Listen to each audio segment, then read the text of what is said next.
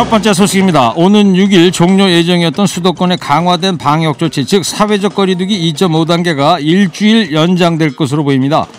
정세균 국무총리는 오늘 아침 중앙재난안전대책본부에 의해서 최근 확진자가 다소 감소하는 모습이지만 확실한 안정세로 접어들지 못하고 있다. 지금 고삐를 바짝 조여서 확실한 감소세로 접어들어야만 더 큰 고통을 피할 수 있다.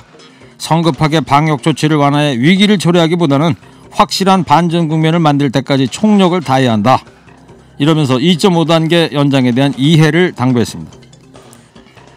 네, 기다림이 클수록 기쁨도 더 커지리라 믿습니다.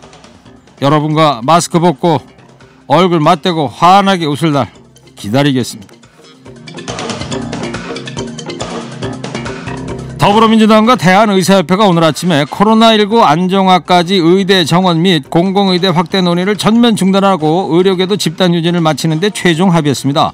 양측은 합의문에서 국민의 건강과 보건의료 제도의 발전이라는 공동의 목표 아래 지역의료 불균형, 필수의료 붕괴, 의료교육과 전공의 수련체계 미비 등 우리 의료체계 문제에 대한 근본적 해결과 코로나19 극복을 위해 노력할 것을 약속한다, 이렇게 밝혔습니다. 그러나 정부와의 합의문 서명식이 당초 오전 11시로 예정이 돼 있었는데요. 전공의를 중심으로 하는 의료계 내부의 반발로 계속 이게 지금 지연이 되고 있습니다. 의협은 서명식 이후에 집단 휴진을 중단하고 진료 현장에 복귀할 예정입니다. 젊은 의사들이 국민들 또 한 번 실망시키네요.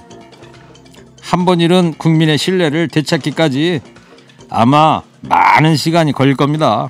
진짜 이기는 게 뭔지 다시 한번 생각해 보기 바랍니다.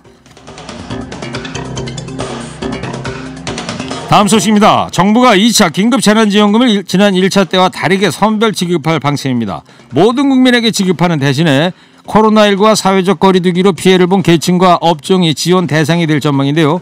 지급 기준은 소득이 아닌 매출, 똑같은 소상공인이라도 매출이 급감하는 등 타격이 큰 이들에게 맞춤형으로 지원합니다. 또 노래방과 PC방, 카페 등 정부 지침에 따라 강제로 문을 닫은 곳에 대한 지원이 우선적으로 이루어질 것으로 보입니다.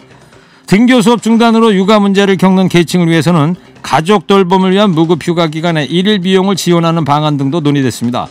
2차 재난지원을 위한 4차 추경 규모는 약 9조 원 규모로 추정이 되는데요. 당정은 추석 전에 지급을 목표로 이르면 이번 주 내 지급 대상과 규모를 확정하고 다음 주에 발표할 것으로 알려졌습니다. 자, 이제 관건은 추석 전에 지급이 가능한가 이거죠. 많은 국민이 애타는 심정으로 하루하루 버텨내고 있습니다. 골든타임 놓치면 국민의 고통은 더욱 커지고 효과는 반감될 거라는 거 유념해 주길 바랍니다. 10월 3일 개천절 자유우파 집결. 인터넷 공간에 퍼진 포스터입니다. 배경은 역시 광화문. 역학조사를 피하려는 의도인지 휴대전화를 끄라는 지침까지 적혀있습니다. 이 포스터가 가짜 뉴스일 것이라는 관측도 있었는데요. 10월 3일 토요일 날입니다.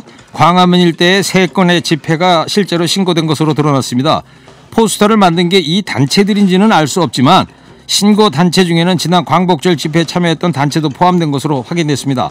경찰은 불허를 통보한다는 방침이지만 보수단체들이 이 문제를 다시 법원으로 끌고 갈 수도 있어 보입니다.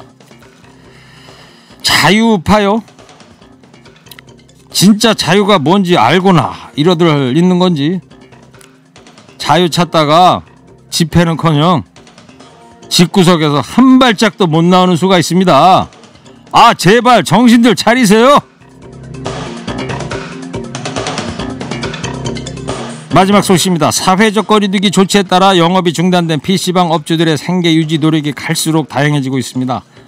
PC방 문을 열 수가 없어서 발생하는 손실을 메우기 위해서 PC방 음식 배달 서비스를 하는가 하면 일부 업주들은 고사양의 PC방 컴퓨터를 집까지 배달해주는 서비스까지 제공하고 나섰습니다.